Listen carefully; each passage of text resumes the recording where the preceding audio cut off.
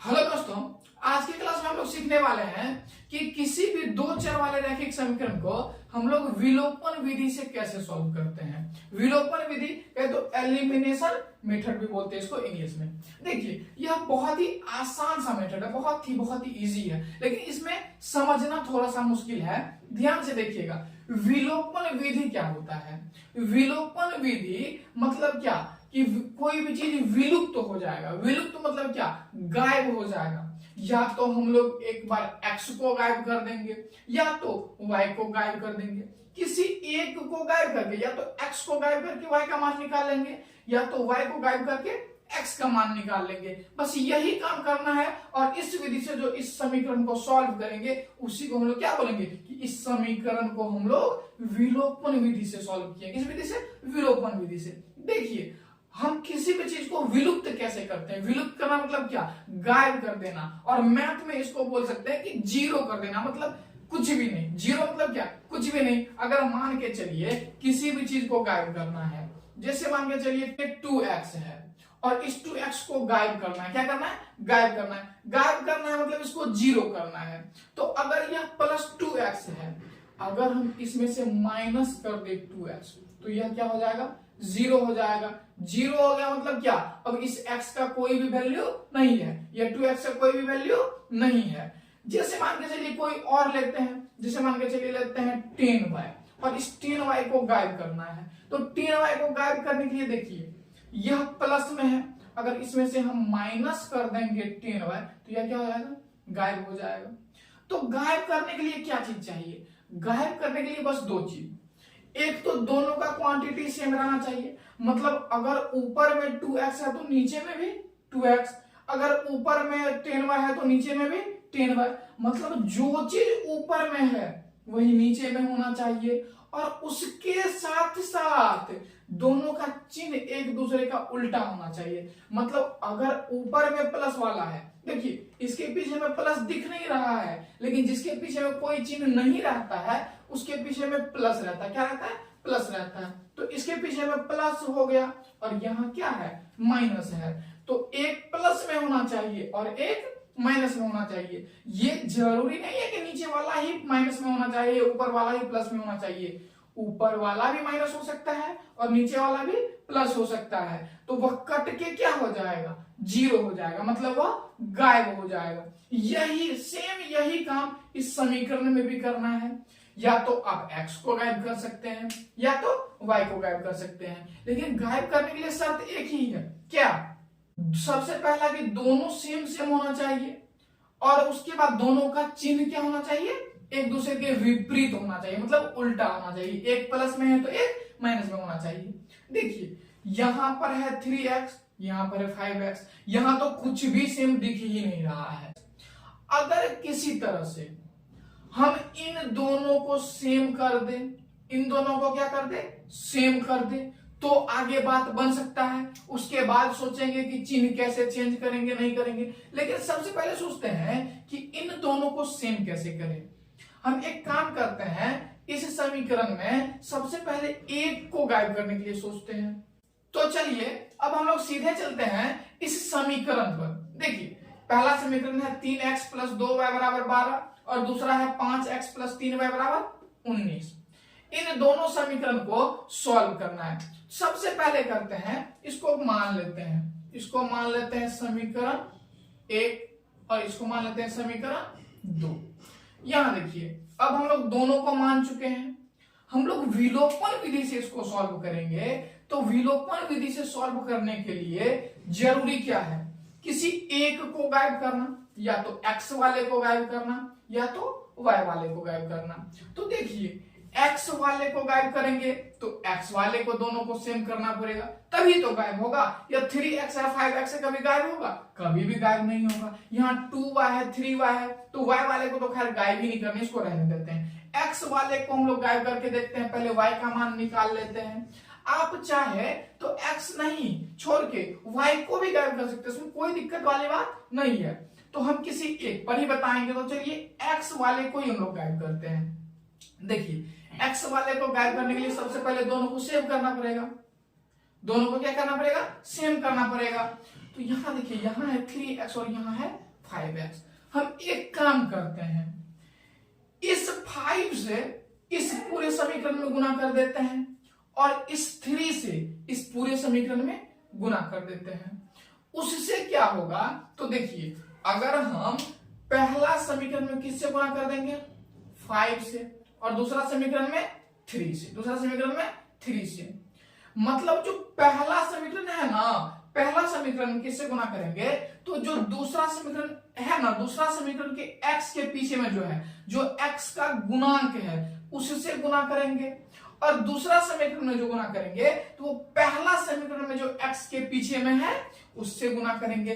तो x के पीछे में क्या है, 3 है, मतलब कि x का जो गुणांक है, कोफिशिएंट है, उसी से करेंगे। हम लोग ऐसा क्यों करते हैं, ऐसा इसलिए करते हैं कि हम लोग को यह दोनों सेम हो जाए और हम आसानी से इन दोनों को क्या कर पाए, विलुप्त कर पाए, मतलब गायब कर पाए। अब देखिए एक चीज यहाँ पर यह भी है, हम इसमें 5 से गुना कर दिए और इसमें 3 से गुना कर दिए, तो इससे क्या कोई चेंज भी होगा, कुछ चीज में फर्क भी पड़ेगा, तो कुछ भी फर्क नहीं पड़ेगा।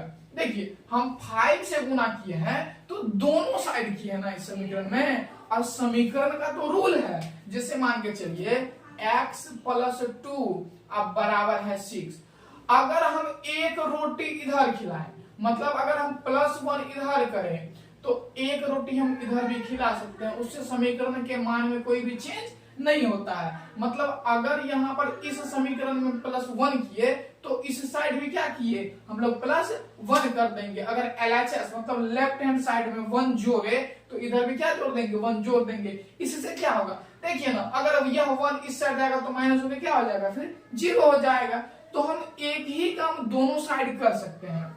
इसीलिए अगर हम 5 से इस पूरे समीकरण में गुना भी किए तो कोई चेंज नहीं होगा, कोई भी फर्क नहीं पड़ेगा, क्योंकि हम इस साइड भी कर रहे हैं और इस साइड भी कर रहे हैं।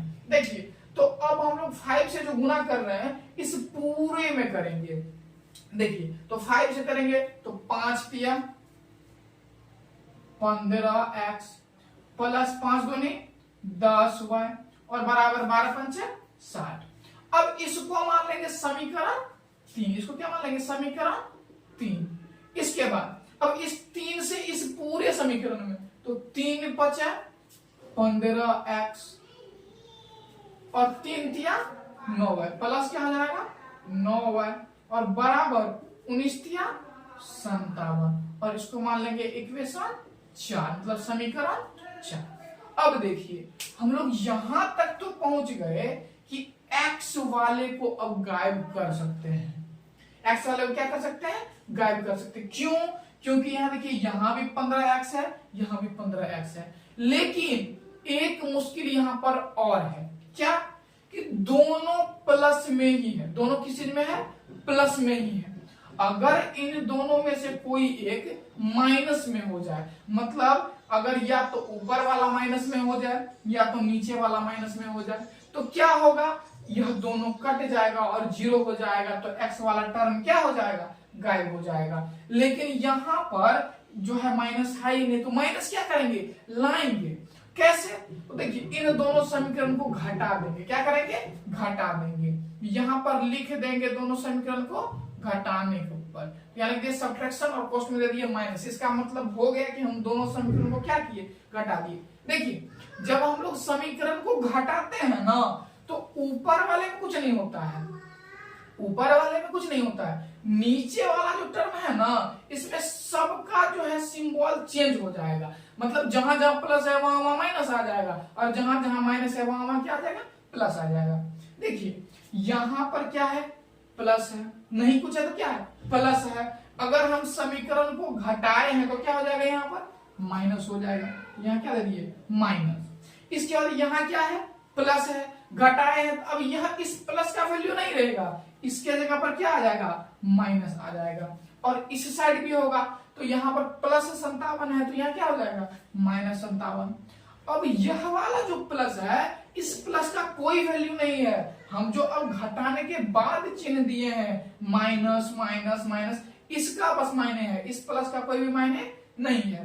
तो अब इसको क्या करेंगे, घटा देंगे। तो देखिए क्या हो जाएगा, यहाँ पर 15x प्लस में 15x माइनस में, तो जाने वाले का तक कोई रोका नहीं है, यह पूरा क्या हो गया, खत्म हो गया। अब यहाँ 10y प्लस में और 9y माइनस में, तो 10y में से 9y जाएगा, कितना बच जाएगा, 1y, और बराबर क्या हो जाएगा, 60 में से 57 गया तो 3, तो यहाँ की 1y बराबर क्या हो गया, 3, तो इसीलिए y बराबर क्या हो गया, 3 निकल गया, y बराबर क्या हो गया, 3 निकल गया। तो अब y का वैल्यू तो कितना आसानी से निकल गया, निकल गया। अब y का वैल्यू निकल चुका है, तो x का वैल्यू कैसे निकालेंगे, तो देखिए y का वैल्यू निकल चुका है, तो इस y के मान को उठाएंगे और समीकरण 1, 2 आपको जिसमें मन है उसमें बैठा सकते हैं। 3, 4 में बैठाइएगा तब भी बनेगा, लेकिन 3, 4 तो और ज्यादा टफ है ना और हार्ड लग रहा है ना, इसमें बैठाइए क्या फायदा। तो y के मान को पकड़ेंगे, या तो हम समीकरण 1 में बैठाएंगे या तो समीकरण 2 में बैठाएंगे। अगर दोनों में से किसी में बैठाएंगे तो हमको x का मान बहुत ही आसानी से निकल जाएगा। तो चलिए फिलहाल हम लोग समीकरण 1 में ही बैठा के देखते हैं। तो चलिए देखिए, यहां पर हम लोग सबसे पहले लिख लेते हैं कि y का मान समीकरण 1 में रखने पर, क्या करने पर, रखने पर, मतलब पुट करने पर, तो यहां लिखते हैं y का मान समीकरण 1 में रखने पर, मतलब putting the value of y in equation first. चलिए लिख रही है, तो सबसे पहले समीकरण 1 क्या है, देखिए तो 3x प्लस 2y बराबर 12, यहां देते 3x प्लस 2y बराबर 12, यहां देखिए 3x प्लस 2y बराबर 12 हो गया। अब इसके बाद हम लोग क्या करेंगे, जो यह y का मान 3 निकला था, y का मान क्या निकला था, 3, इस y को यहां से उठाएंगे और यहां पर बैठा देंगे, तो ये क्या हो गया, 3x की जगह 3x ये होगा, चूंकि x का मान हमको नहीं पता है, प्लस 2, और y की जगह क्या देंगे, तो y की जगह 3 दे देंगे, तो y की जगह 3 और बराबर क्या हो गया, 2y, और यहां देखिए 3x प्लस 2 6 बराबर 12। अब देखिए 3x और हमको x का मान निकालना है, तो x वाले टर्म को रखेंगे और जो बाद बाकी है ना उसको भेज देंगे बराबर के उस साइड, तो बराबर 12, और इस साइड यह प्लस में है, इस साइड जाएगा तो माइनस में, हो गया 3x बराबर 12 में से 6 गया 6, तो x बराबर हो गया 6/3 और कट जाएगा, तो क्या हो गया 2, तो इसीलिए x का मान कितना निकल गया, x का मान निकल गया 2, और अब सबसे अंतिम में लिख देंगे अतः x बराबर 2 तथा y बराबर कितना निकला था 3, और यह क्या हो गया, तो विलोपन विधि से यह समीकरण सॉल्व हो गया। मिलते हैं फिर अब नेक्स्ट क्लास में, तब तक के लिए आप लोग रिवीजन करते रहिए।